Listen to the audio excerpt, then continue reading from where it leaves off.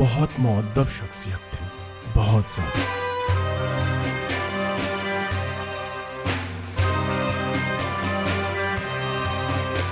وہ گہرائی اور دانش میں بہت بلند پایا تھے، ہم ان کی علم و دانش میں مثال نہیں لا سکتے۔ کبھی مدرسہ حجتیہ سے پتہ پوچھتے پوچھتے پوچھتے اپنے گھر تک پہنچ جاتے تھے۔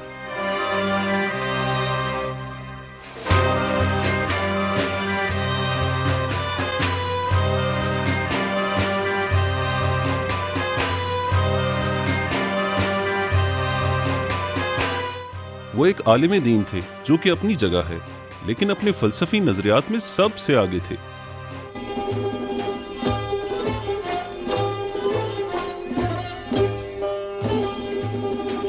میں نے واضح کہا ہے کئی بار، میرے پاس دل والوں کی محبت کے دین میں اس کی عبادت اس کی مستی میں ہے۔ پرستش به مستی است در کیش مهر، برون زین حلقه برون زین حلقه هوشیارها هوشیارها۔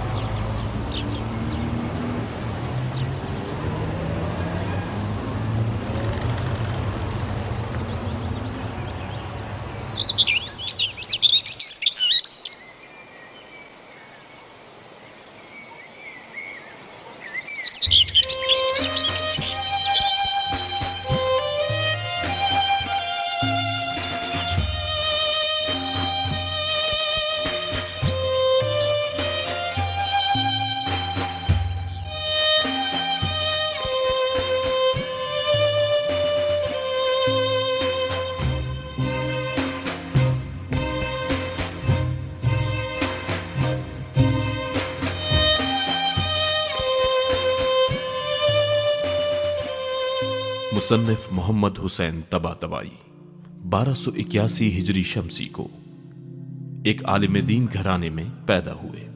یہ مرحوم ایک عالم و علم والے خاندان سے تعلق رکھتے تھے۔ اس خاندان کے تمام بڑے لوگ عام طور پر ممتاز علماء میں سے تھے۔ یہ طباطبائی سادات سے ہیں۔ سب لوگ شریعت کی تبلیغ کیا کرتے تھے۔ ان کے جد اعلیٰ مرحوم میر عبدالوہاب ایران کے عظیم بلند پایہ عالم تھے، جو کہ عثمانیوں کی حکومت میں شہر استنبول میں عثمانی بادشاہوں کے توسط سے قتل کر دیے گئے۔ ان کی قبر وہاں ایک سیاحتی علاقہ دولمبا باغیچہ میں آج بھی موجود ہے، جو کہ ہر خاص و عام کے لیے محترم و مقدس ہے، جس سے کئی ایک کرامات منسوب ہیں۔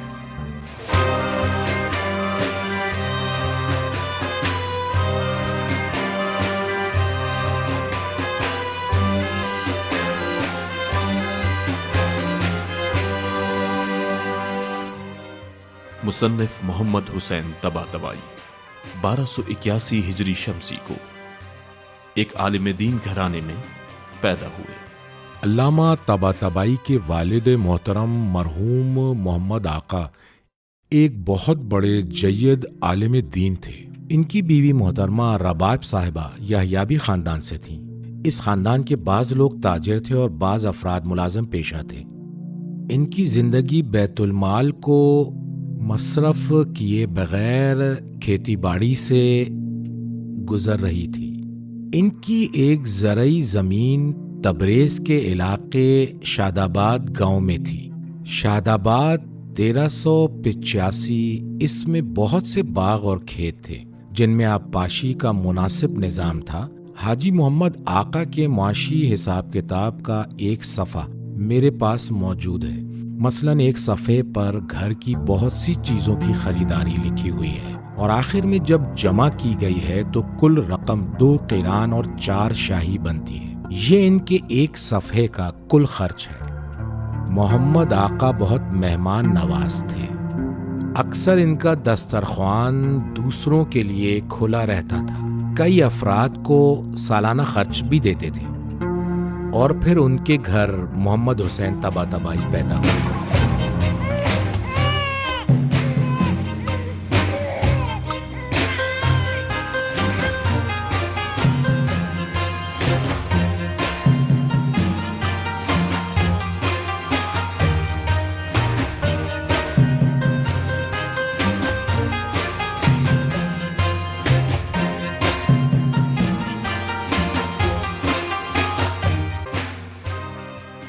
بسم الله خیر الاسماء.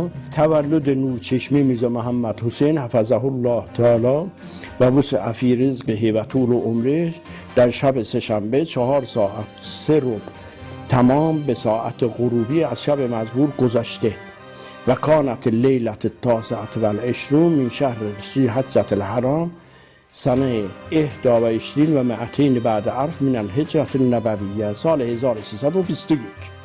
اس واقعے کے 5 سال بعد ایک اور بیٹا پیدا ہوا جس کا نام محمد حسن تھا۔ محمد حسن کی پیدائش کے کچھ عرصے کے بعد ان کی والدہ بیماری کی وجہ سے اس دنیا سے رخصت ہو گئی تھیں۔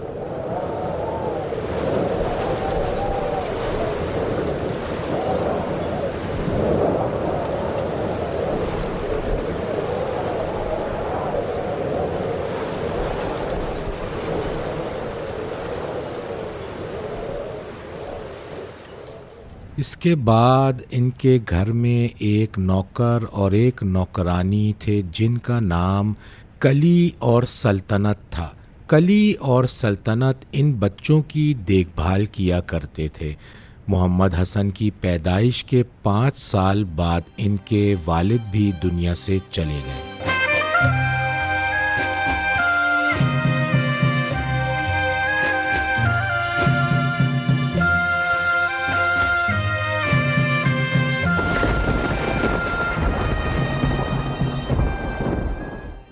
پانچ سال کی عمر میں ماں اور 9 سال کی عمر میں باپ کو کھو دیا، لیکن کسی حد تک ہماری معاش کا سلسلہ موجود تھا، اور باپ کی وصیت کے مطابق ہمارے سرپرست کے ذریعے ہماری دیکھ بھال ہوتی رہی، لہٰذا میری اور میرے چھوٹے بھائی کی زندگی دگرگوں نہ ہوئی۔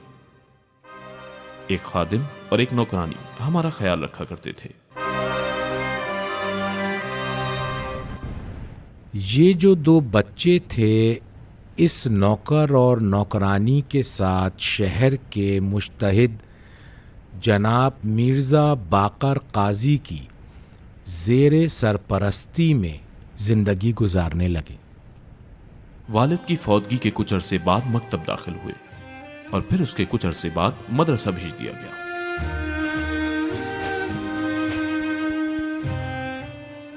اس کے بعد ہم نے اپنے بازوؤں کی قوت سے روٹی کھائی۔ اس تونگر نے درویش سے کہا، ہم کیوں خدمت نہ کریں؟ کیا اس لیے کہ ہم کام کرنے کی زحمت سے آزاد ہو جائیں؟ اس نے کہا، تم کیوں کام نہیں کرو گے؟ کام کرو تاکہ خدمت کی ذلت سے رہائی پاؤ۔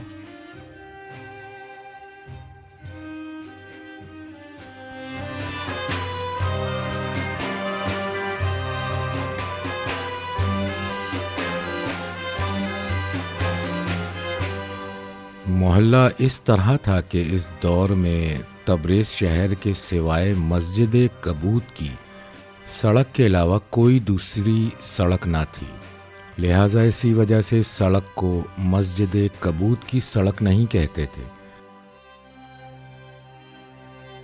بلکہ مختصر صورت میں صرف خیابان کہتے تھے، کیونکہ صرف ایک ہی سڑک تھی اور علاقے کی جدید جگہ شمار کی جاتی تھی، یعنی ماڈرن لوگوں کی جگہ تھی۔ اسے خیابان کہا جاتا تھا۔ ابھی حال میں جب ہم نجف سے واپس آئے تو اس جگہ کو آج بھی خیابان کہا جاتا ہے۔ میں نے سنا ہے کہ تبریز میں ایران کے دیگر شہروں سے پہلے دنیاوی تعلیم شروع کی گئی تھی۔ اس طریقے کو انہوں نے فرانس سے سیکھا تھا۔ بہرحال جب دنیاوی تعلیم کا سلسلہ شروع ہوا تو انہیں اسکول میں داخل کروا دیا گیا۔ تبریز شہر میں جب ایک سیمینار منعقد ہوا تھا اس میں تبریز شہر کا مشہور شاعر شہریار بھی شریک تھا۔ وہاں اس نے مجھے ڈھونڈا، سینے سے لگایا اور رونے لگا، پھر بتایا کہ میں تمہارے باپ کے ہمراہ ایک ہی کلاس میں ہوتا تھا، ہم دونوں ہم درس تھے۔ وہ بہت رو رہا تھا، جس سے میں بھی متاثر ہوا۔ اس اسکول میں یہ دونوں بھائی پڑھتے رہے، یہاں تک کہ 6ٹھی جماعت وہاں سے پاس کر لی اور 7ویں میں داخل ہو گئے۔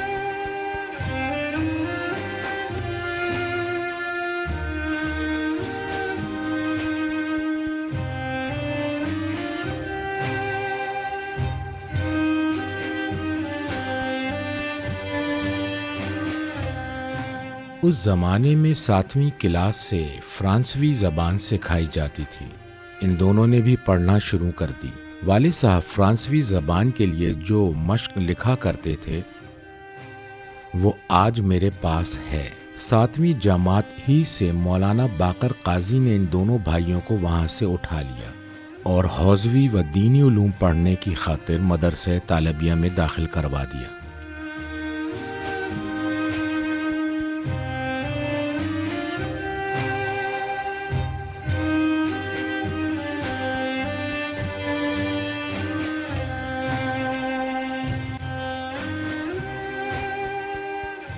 سن 1297 میں دینی اور عربی علوم کی وادی میں داخل ہوا اور سن 1304 تک متون کو پڑھنے میں مصروف رہا۔ ان 7 سالوں کے دوران علم صرف کی کتاب امثلہ، صرف میر، تصریف اور نحو میں عوامل، الموجز، نیز سمدیہ و سیوطی، جامی اور مغنی پڑھی۔ علم بیان میں کتاب مطول، فقہ میں شرح، لمع اور مقاصد، جبکہ علم اصول میں معالم، قوانین، رسائل اور کفایہ پڑھی۔ علم منطق میں کتاب کبرا، حاشیہ، شرح شمسیہ، علم فلسفہ میں کتاب شرح اشارات، علم کلام میں کشف المراد پڑھی۔ یوں علم عرفان و فلسفہ کے سوا متون کے دروس اختتام پذیر ہو گئے۔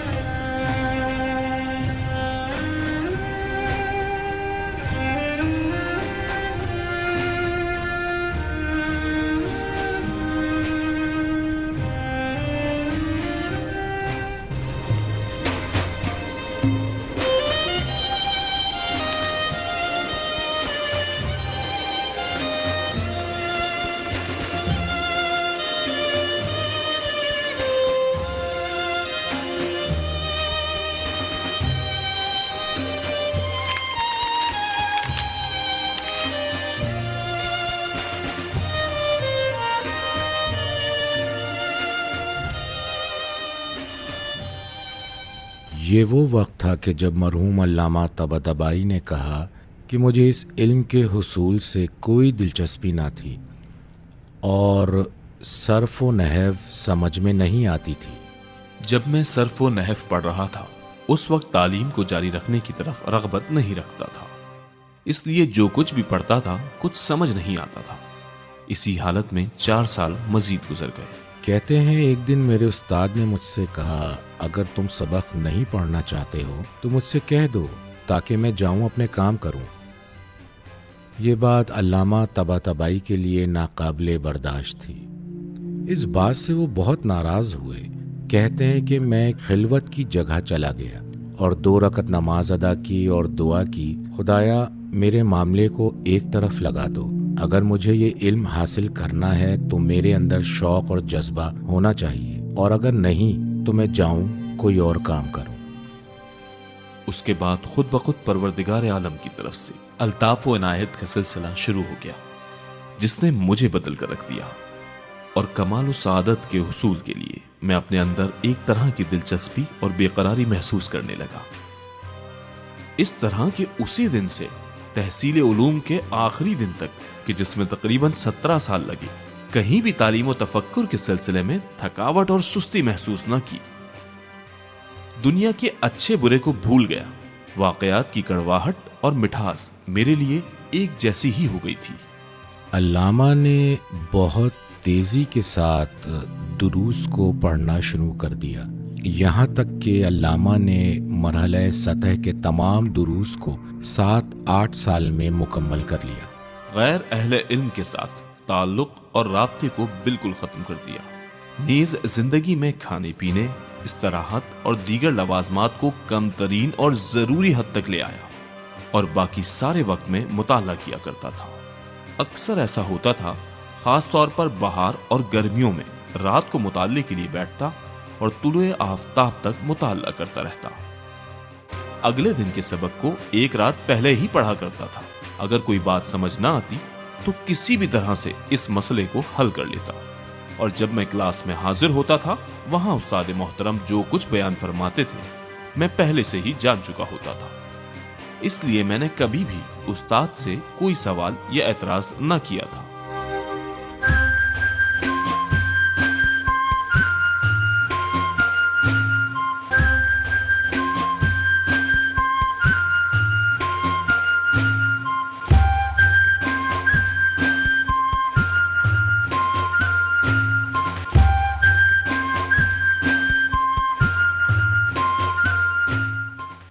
ہر کسی کی زندگی میں اس کی حالات کی مناسبت سے تلخی اور خوشی ہوا کرتی ہے، خوبصورتی اور پھیکا پن ہوتا ہے، اور بہت سی یادیں ہوتی ہیں۔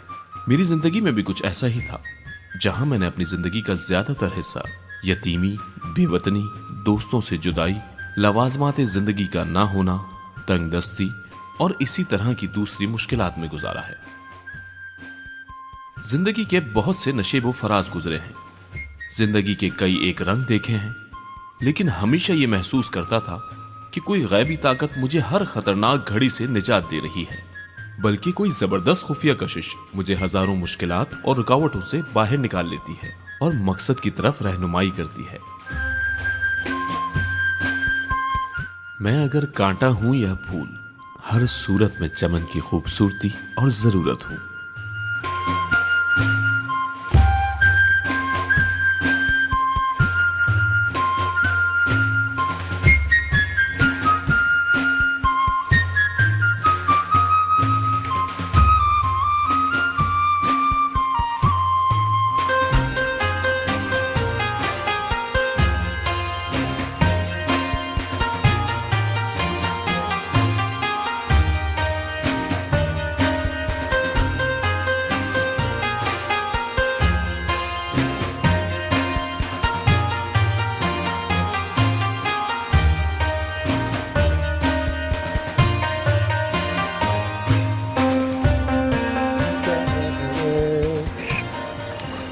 به مقامی رسیدم که ما بریم در نفع حشمت و جا آمدیم، از بد حادثه جا به پناه آمدیم، رهرو به منزل عشقیم و ز سرحد عدم تا به اقلیم وجود این همه راه آمدیم. سبزه خط تو دیدیم و ز بستان بهشت به طلبکاری این مهدی آمدیم. آبرو می رود علامہ 19 سال کے تھے جب مولانا قاضی نے ان کی شادی کروا دی۔ انہی کے خاندان سے رشتہ طے ہوا، یعنی طباطبائی خاندان کی ایک لڑکی تھی۔ دونوں عمر کے اختتام تک ساتھ رہے۔ سن 1304 میں حوزوی دروس کے مرحلہ سطح کو دونوں بھائیوں نے مکمل کر لیا تھا۔ اس کے بعد دینی تعلیم کے سلسلے کو جاری رکھنے کی خاطر نجف اشرف جانا ضروری تھا، لہٰذا علامہ طباطبائی ان کے گھر والے 1 سالہ بچے کے ہمراہ اور علامہ کے بھائی سب نجف پہنچ گئے۔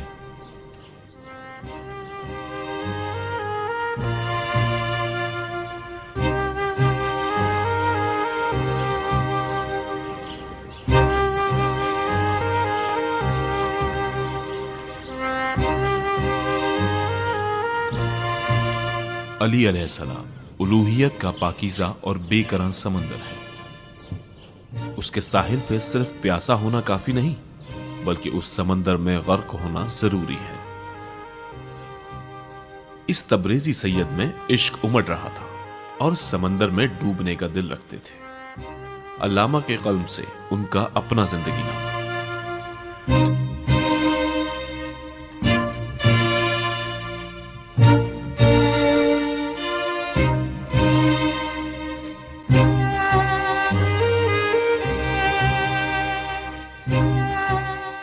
سن 1304 کو اپنی تعلیم مکمل کرنے کی غرض سے نجف کا سفر کیا۔ وہاں مرحوم آیت اللہ آقا شیخ محمد حسین اصفہانی کے درس میں شرکت کی۔ ان کے پاس اصول کے خارج کا 6 سالہ دورہ مکمل کیا۔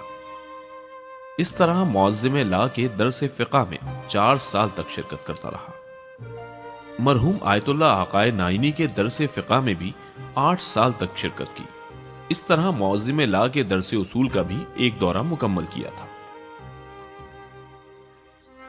مرحوم آیت اللہ آقا سید ابو الحسن اصفہانی کے درس فقہ میں بھی کچھ عرصہ شرکت کرتا رہا۔ علم رجال کی کلیات کو مرحوم آیت اللہ آقا حجت کوہ قمری کے پاس پڑھا۔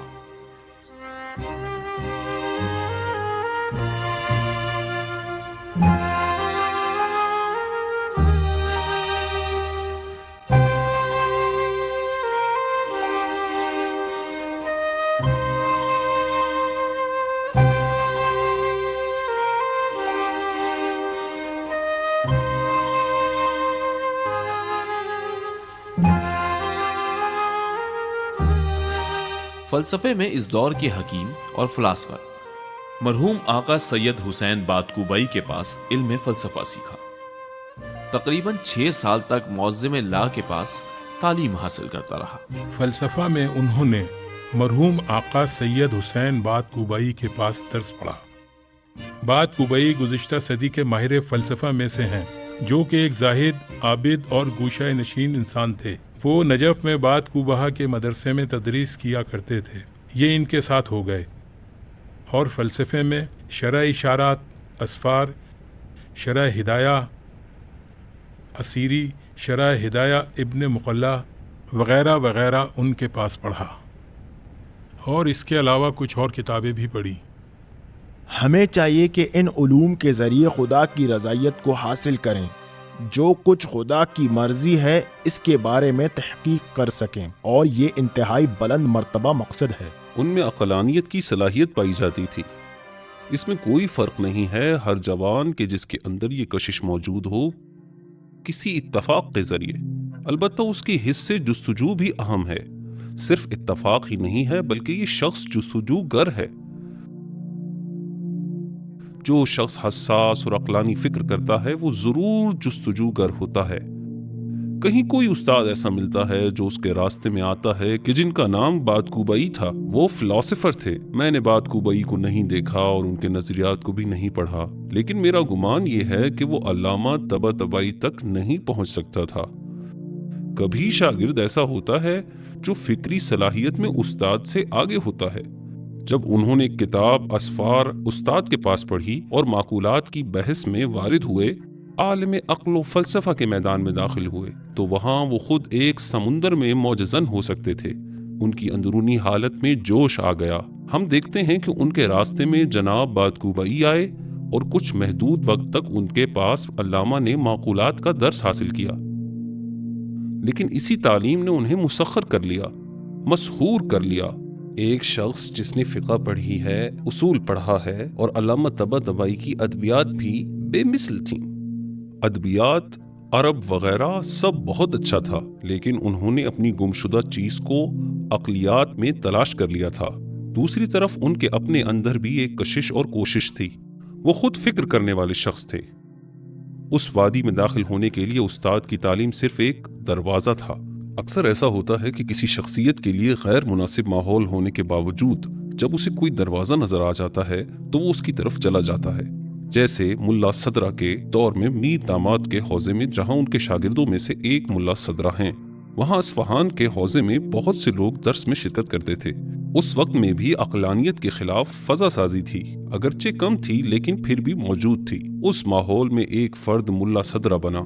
ملا صدرہ کے بہت سے قریبی ساتھی تھے، کئی ایک دوست تھے۔ ملا صدرہ کے ہمراہ بہت سے لوگ درس میں شرکت کیا کرتے تھے، لیکن سارے ملا صدرہ نہیں بنے۔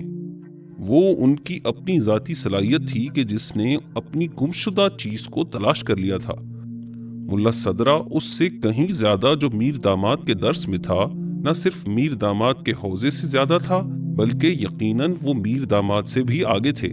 وہ اپنے استاد سے بھی زیادہ باصلاحیت تھے۔ جو کچھ اس نے اپنے استاد سے سیکھا وہ ایک معین مقدار میں تھا، لیکن ایک چیز اس کی اپنی ذاتی صلاحیت تھی جو شعلہ ور ہوئی اور وہ آگے سے آگے بڑھتا رہا۔ آخر ملا صدرہ ہو گیا۔ اسی طرح علامہ طباطبائی ہیں، ان کے استاد ان سے بالاتر نہیں ہیں۔ ٹھیک ہے حوزے میں تھے، ممانعت بھی نہیں تھی، لیکن ان کے اندر کی صلاحیت شکوفہ ہو چکی تھی۔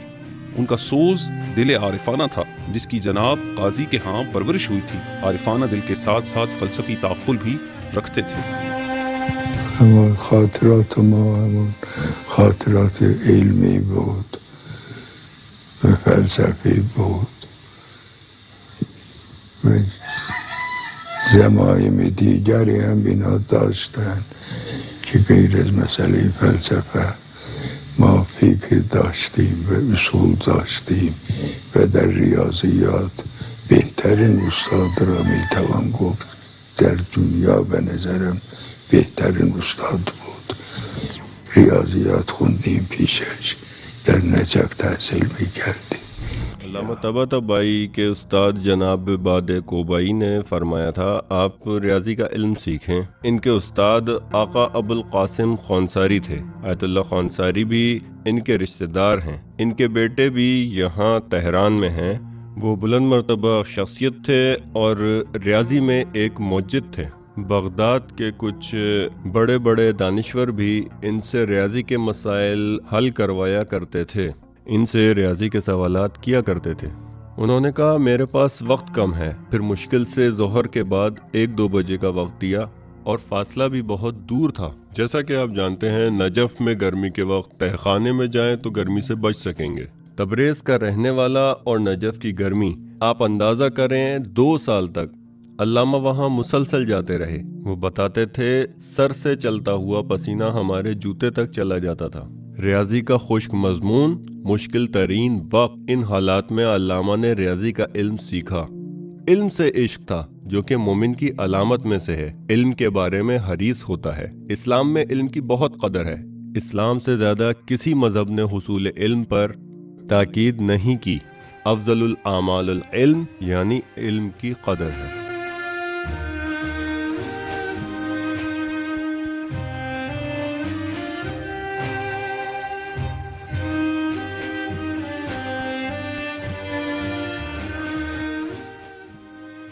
اب جس طرح وہ خود کہتے ہیں کہ سال میں کچھ راتیں وہ صبح تک کام کیا کرتے تھے۔ کہتے ہیں کہ ایک مرتبہ میں نے کسی سے ایک سوال پوچھا، وہ آدمی اس کے بجائے کہ مجھے مشقی سوال کا جواب دے، میری طرف دیکھ کر مسکرایا اور تمسخر کرنے لگا۔ مجھے یہ بات بہت بری لگی۔ میں نے سوال کا جواب نہ چاہا اور اس کے بعد پختہ ارادہ کر لیا اور ذہن میں یہ بات بٹھا لی کہ آئندہ ساری زندگی کسی سے کوئی سوال نہیں کروں گا۔ میں گھر چلا گیا اور 3 دن تک مسلسل اس سوال کا جواب تلاش کرتا رہا اور بالآخر جواب تلاش کر لیا۔ اس دن کے بعد سے پھر کبھی میں نے کسی سے سوال نہیں پوچھا۔ علامہ بہت زیادہ محنتی انسان تھے۔ کہتے تھے جب تک نجف میں رہا تب تک میں دوست، آشنا اور خاندان والوں سے دور ہو گیا، کیونکہ وہاں میرا صرف ایک ہی مقصد تعلیم حاصل کرنا تھا۔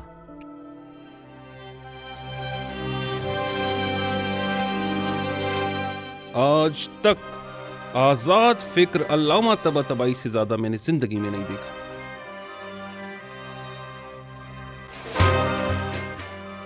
لوگوں کے اور اپنے درمیان کسی بھی قسم کے فرق کے قائل نہ تھے۔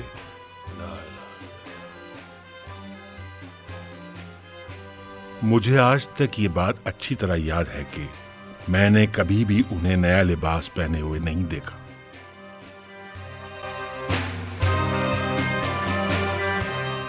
اگر آپ انہیں کبھی نماز پڑھتے ہوئے دیکھ لیتے تو حقیقتاً وہ نماز میں محو ہوتے تھے۔